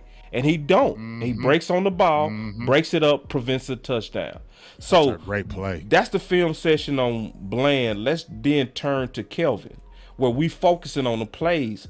And this is where you see great feet and tackling, to Big Game James' point. Now, this is focusing strictly on Kelvin. And it's a lot of people saying he can't cover. There's no way you can look at the all 22, watch him in the one-on-ones and see bad coverage. I'm sorry, it is not there. It's a mirage. It's not there. What you really see is somebody that's right there. Like, this is one of the best jobs of reading 3-step. So when you reading 3-step, you looking at the quarterback's drop back. And then if it's a short drop back, that tells you that you can sit on the route because it's likely getting ready to be a short route. He reads this perfectly. He doesn't panic in his back pedal. He breaks on the ball with perfect stops. That was beautiful. Oh my and God. he almost got the pick. But see, that's what we talk about. He's not the ball hawk. That's what he talk not about the why ball he's not hawk. the playback. Right. A ball hawk would get that. He's not that. To your point, keep on rolling it, boss. Okay, keep on telling them, boss. No, I'm showing the film, bro. And this is the thing. This is great coverage. He just missed the ball. Like, this is blanket, y'all. I'm telling you. From doing it, right. I would take that all day. If you have to make them type of catches on your young corner, he's gonna be okay. He is gonna be okay, bro. Like, look at just look, bro. He right there, bro. His hand is in there. He's up and down. His hand is in there. He could have squeezed. He could have used that boundary more and squeezed to the side. But yeah, I feel what you're saying though. Yeah, it's every blanket, you know. So yeah, that's the film session. But I don't have no concerns about either corner. To be honest, I'm not concerned about Bland. I'm not concerned about Joseph, bro. I think both of them. And you boys know need to what? play. I'm mad, OC, Boss, and Law, because I hear this stuff in the streets from these Cowboys media people saying, "Oh, y'all gonna learn to appreciate Brown because Kelvin Joseph is just so terrible." That's some BS. Y'all need to stop listening to that crap out there, okay? See, y'all need to stop listening to that crap out there. That's a bunch of BS that they throwing out there, and it's a bunch of crap. And y'all better stop listening to that trash. Because it's a bunch of trash. Kelvin Joseph is not a trash corner. No, he's not. So people out there want to throw that out in Dallas media. Oh, you're going to learn to love Anthony Brown. And listen what I'm saying. I'm not disrespecting Anthony Brown, but Kelvin Joseph is not no trash cornerback. And the Dallas Cowboys just all of a sudden ain't going to fall off, and the defense ain't going to fall off. Because did you see that pass play where Boss just froze that when people try to diss Kelvin Joseph? Oh, he's Cheeto.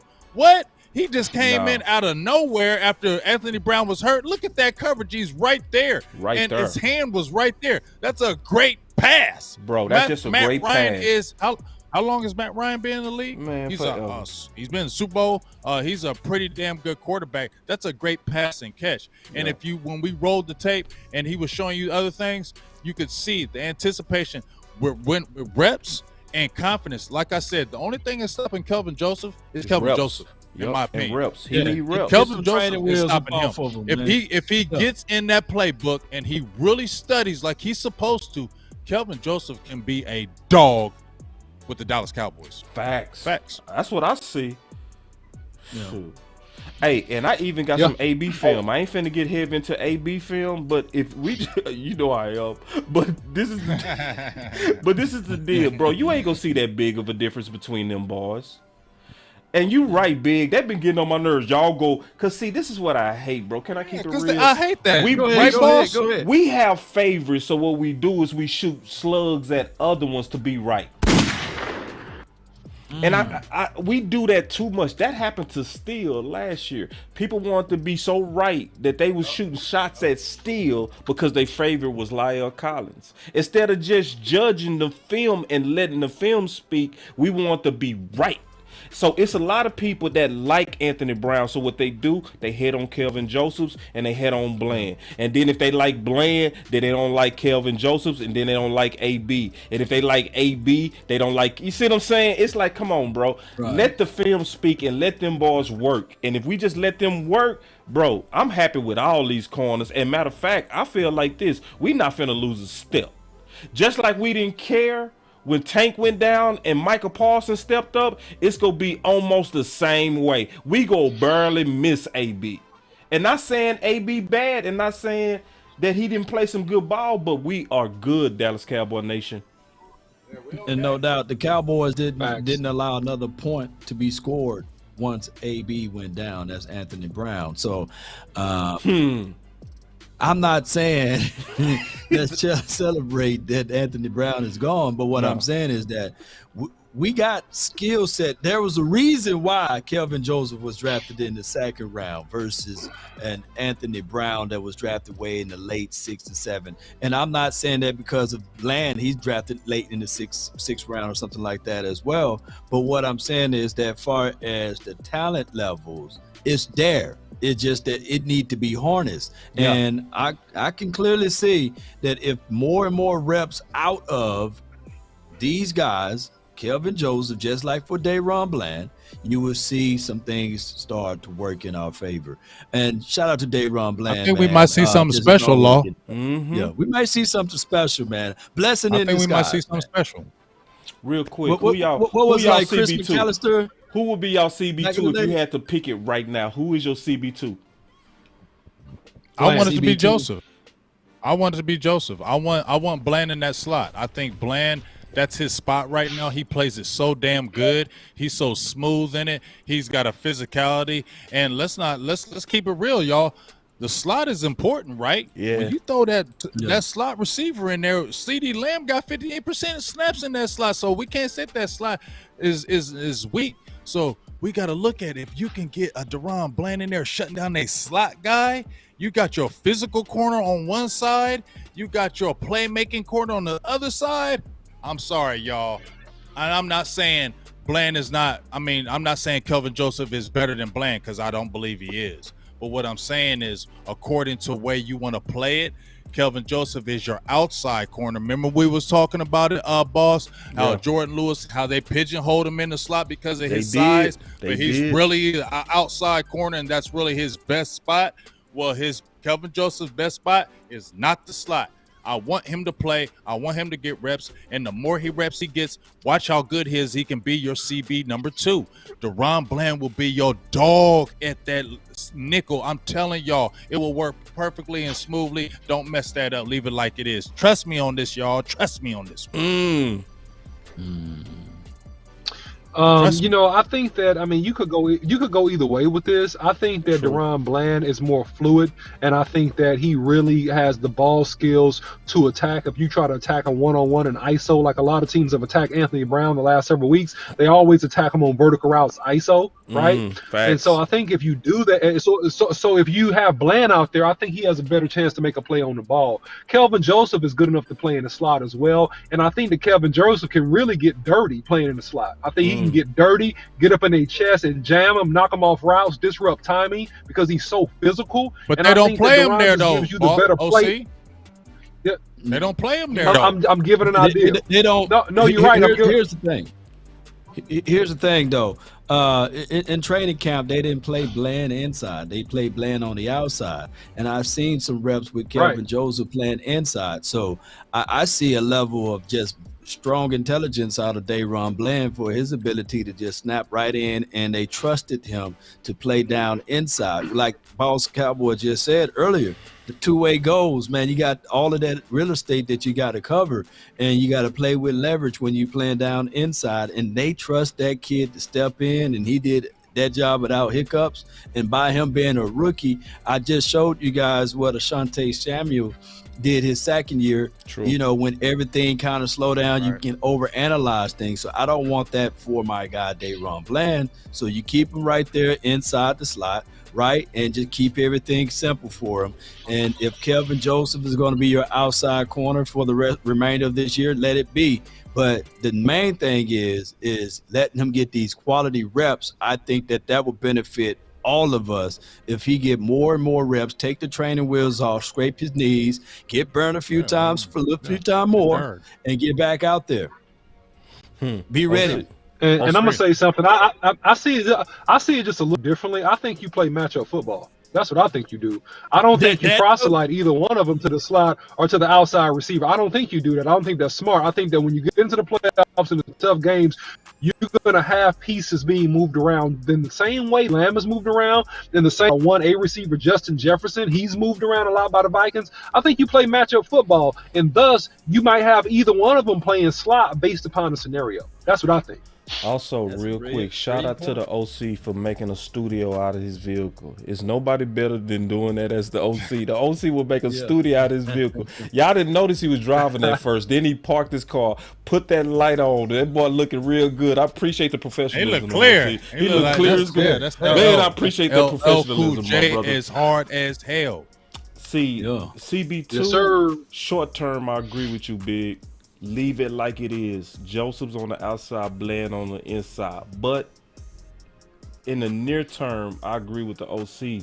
Bland as the outside corner because of the ball skills. I think it makes quarterbacks scary because they already scared of Diggs. We see that, right? They not throwing that Diggs no more.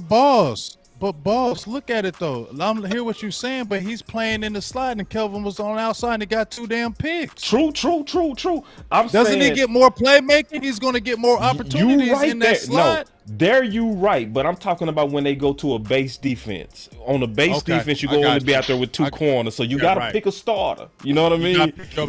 Yeah, he's the better player. That's it. So, but for the most part, I don't want Kelvin Joseph in the slot. I'm gonna keep it real. I don't think Kelvin Joseph is that guy in the slot. I just don't think he is. I think he'll get cooked in the slot. I think he'll have trouble in the slot, and that's just my opinion. I think he's more of an outside corner, and I think if you do go to a base set, then you do just put him on the bench and maybe throw somebody else and put Bland on the outside. When you go those 3 receiver sets, I think you kick Bland on the inside and Kelvin Joseph on the outside. Can you get away? Can you get away, Big Game James, with Izzy inside?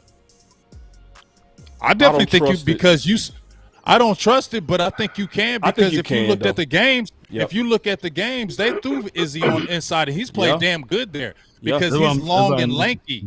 He's long and lanky, and I think he's able to do that because of his lankiness. I don't know why, but when I see him playing it, he's able to move in that slot real slithery. So I think he's okay to be able to do that. And plus, he's like your free safety type anyway. So he's going to be seeing that kind of middle side of the field regardless. So I think you definitely could get away with him. My disappointment is Deshaun Wright. I like Nation only on the out, but yeah. I like Big AJ. Remember we saw that footage, Big AJ. Noah Brown. I said he cooked that. He cooked Deshaun Wright so bad. I said, man, Noah Brown cooked that brother up so bad, man. I ain't want to see him inside no more, man. No more, man. We ain't seen. Hey, after you cooked him up, we ain't seen him none this year, man. No more. So listen, we got the Texas coming up. Eastside Harold, where you at? Eastside, baby. DMV in the building. What's up, big dog? I ain't heard from Eastside Harris so long. DMV. Oh, I got his number. Man, boss. I've been on his neck because he always deflect. He want to talk about the Houston Astros. I'm like, we talking football, dude. You talking baseball. Talk about these damn Texans this week when we whoop that ass. That's the only thing I want to talk about because you've been awful quiet. And I said, this is the game. So you better get away from me, Eastside Harold. I know you watching because you watch all our channels all the damn time. So I'm going to tell you right now, Eastside, I'm not going to call you Eastside. I'm going to just call you Harold because we're going to beat the brakes off of y'all. And I'm going to blow up your phone. And you're going to block me. Because I'm not going to stop. Eastside so you know. Is the ultimate buster. You such a buster. You spent all off-season on everybody's channel. And you been ghost the whole season. No. He was here week 1. Week 1, he was here.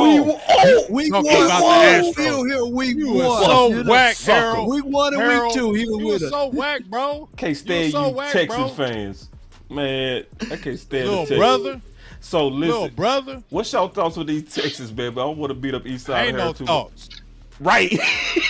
All right, so fighting words. Stop the run. Stop Just disrespect him. Just disrespect him. No thoughts. Right, that's real though. Cause see, that's why I like Big. Big keep it real. I ain't do no analysis. I ain't did. Well, I called some Houston Texan fans. I ain't gonna lie. Do some damn tape on the Texans. Hell no. ain't doing the no hell tape out this of week. here. Waste Nah, my time on no I'm about tape. Do some Dallas Cowboy tape this week.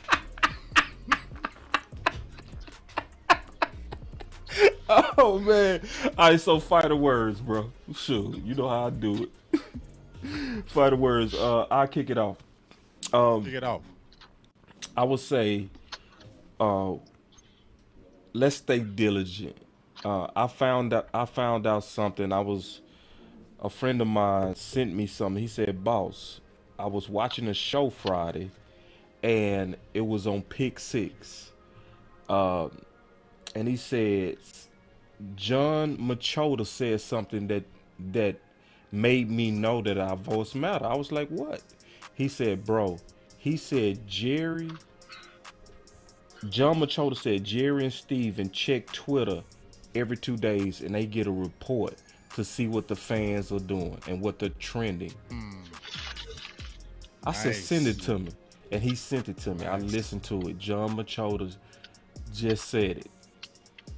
And that's the confirmation I've been looking for. Out of 365 days, what's 365 divided by 2, OC? That's that's 180. 182.5. Yeah, 182. I'm so good. Yeah, 182.5. So 183 days they are out the year they are thinking about what we're thinking about. So my final word is, if that's not confirmation that our voice don't matter and that we need to stay organized and stay aggressive, I will always have my boy Big back. I will always, because we came out with the booty, which was showing how Big look at the Dallas Cowboys when they start overpromising. I ain't forgot about the booty. We gonna show a little booty. If you got kids around, put them away. But it's a meaning behind this. That dog right there is my boy Big Game James. All this booty, all in the face, which is representative of the Dallas Cowboy promises. And that's how my boy Big said he looked at it, because he's staying diligent. He's staying diligent to the goal of keeping us focused on distractions that can get in the way.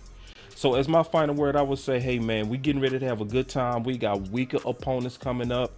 The Dallas Cowboys are not playing down like they used to the opponents. We starting to blow them out, and we starting to strengthen ourselves. We seeing Mike McCarthy bow up on Jerry. The signs are good, but let's stay strong. Let's try to finish this season, putting the pressure on front office, because they listening. That's my final word. Before you finish that up, can you elaborate on the fact that when we be beating teams so bad that the other people be watching saying, why y'all ain't benching y'all starters? Can you talk about that just a little bit? Oh,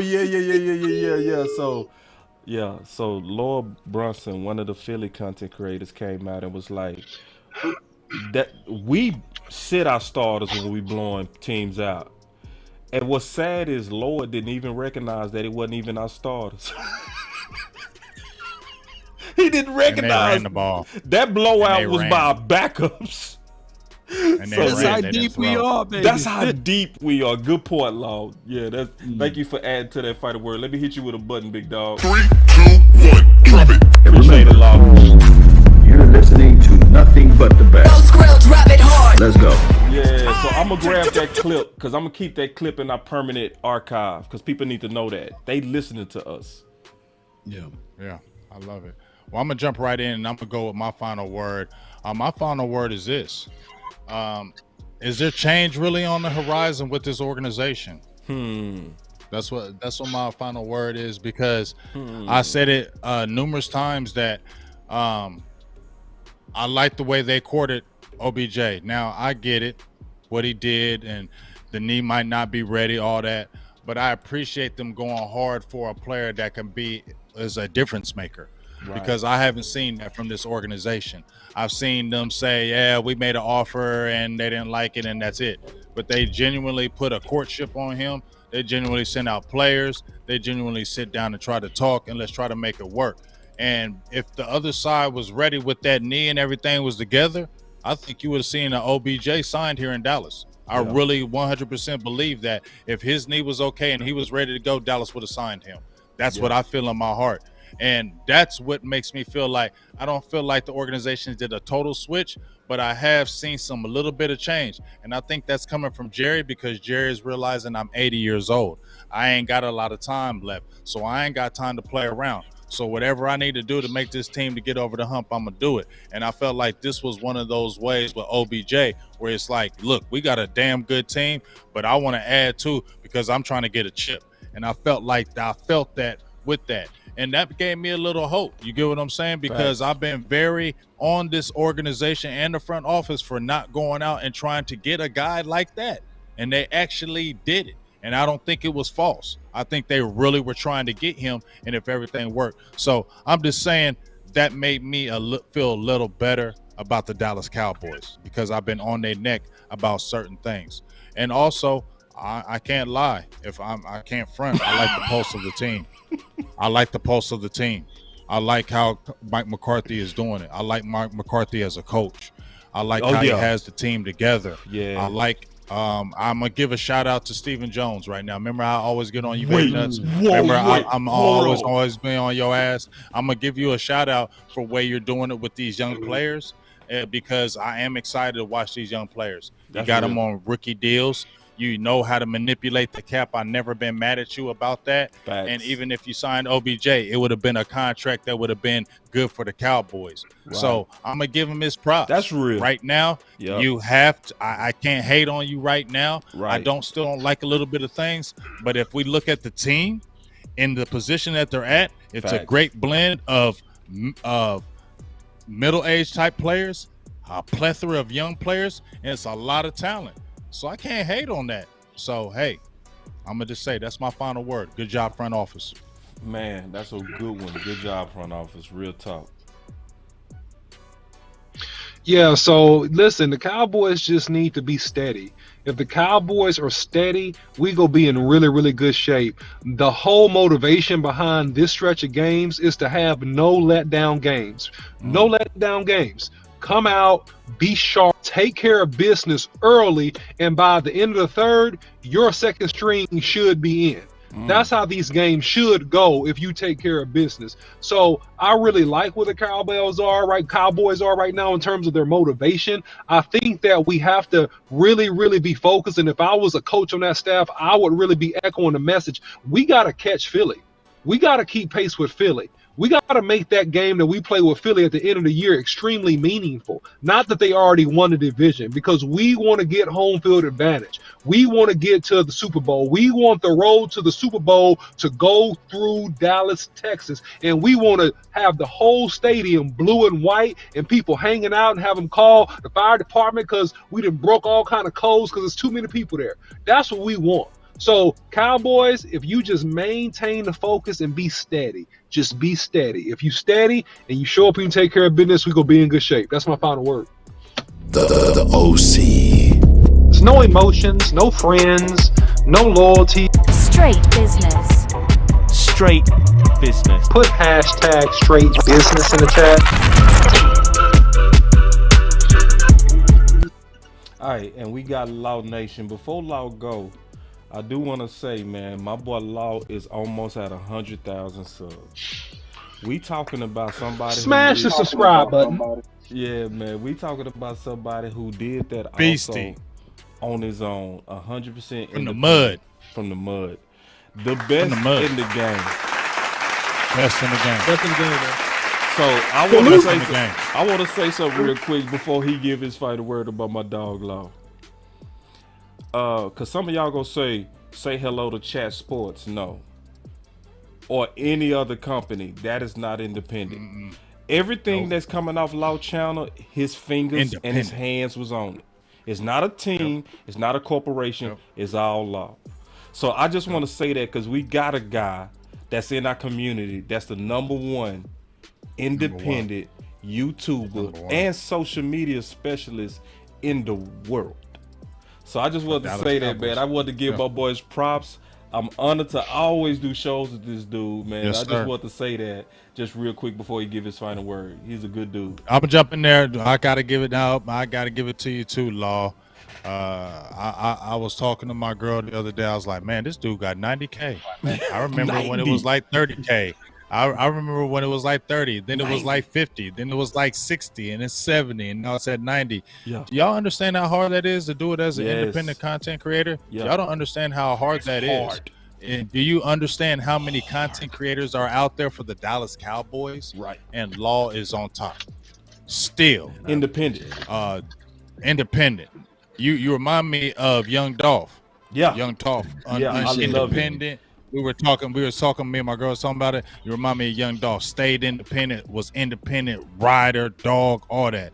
And I just want to give you your flowers, big dog. That is so hard to be an independent content creator in this Dallas Cowboys community and be one of the best, if not the best. I'm going to say nothing but the best. So I'm going to go ahead and give you the title as the best. Salutes to you, dog. I told you, you my mentor. When I came into this game, I was sharing all your stuff. I was when you first came on my channel, I was like, this is Law Nation. He's on my channel. So that's how big it was. And I always respect what you do. And it's a pleasure to be able to work with you this whole time. And salutes to you, dog. Get that 100K, and I can't wait till you get your plaque. Man, Absolutely, man. Y'all gonna make me cry over here, man. Hey, Law Nation like Cash Money Records, man. He like just keep on For putting real. out records and put out more content than anybody. Put out 7 videos a day. He see OC put out 1 video. He dropping 3 more videos the same hour. I'm like, what are you doing, Law? You know, so he just gonna keep on putting out all those records out, man, until he get to 1 billion, man. So Law, salute, man. We honor you, man. We appreciate working with you, bro. Yeah, man. And hey, man, keep it going. Keep it going. Oh man, I appreciate y'all, man, so much, man.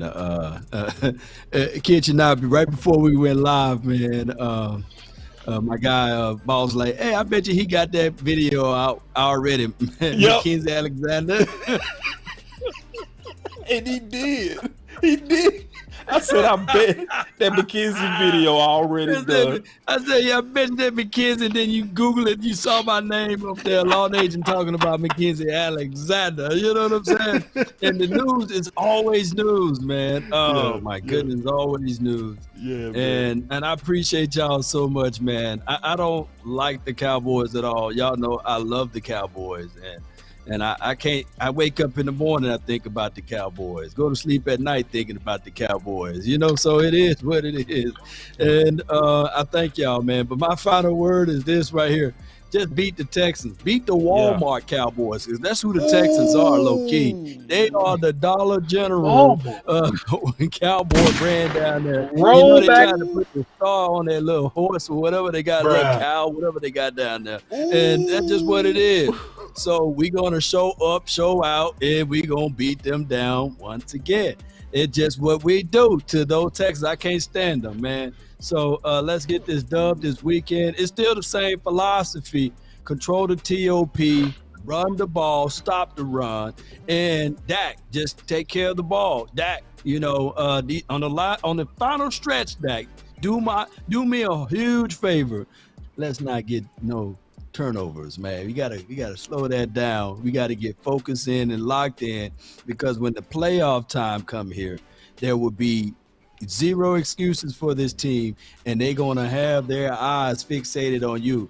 I think that you can really take this team far. We got one of the best defense. We got the best offense. We got the best special team. And for what Big Game James and Boss Cowboy said, we got probably the best coach right now, Coach of the Year, Mike McCarthy. Our Mike, especially dealing with Jerry, Wayne Jones, and John Stephen Jones every day. So he should get Coach of the Year. And shout out to you, Dak Prescott, for getting the Walter Payton nominee. So we want you to get that. And let's go, Cowboy Nation. Nothing but positivity on our way, baby. Let's go. DC for life. Man. Let's get it, man. And y'all know. Man, Go ahead, OC. We need to beat the Texans so bad that they regret ever trading Deshaun Watson. For real, that's another 40-point game. We need to beat the Texans so bad they changed their logo. They changed the logo to a masseuse. Texans out there got to be something deadly, don't it? Hey, y'all make sure y'all go to everybody's channel and hit that like. Sharing is caring. Yeah, share it. Man, we got some big news for y'all in the future, though. For real, for real. I can't wait. Y'all stay on the lookout, man. The final word is on the move. Believe that. We not breaking up either, man. It ain't gonna be no. We was once doing it, now we not. This is team you gonna see. Straight up. Charge it to the game. Hey, boss, Josh loved his music, man. He said you should play it all the time. Oh, I wish boss listened to the lyrics. Theme music, play my theme. That boy say, I make the deal. You know what I mean? That's us all day. Yeah. We make the deals, baby. You know what I'm saying? Independent life. Y'all better not ever forget it.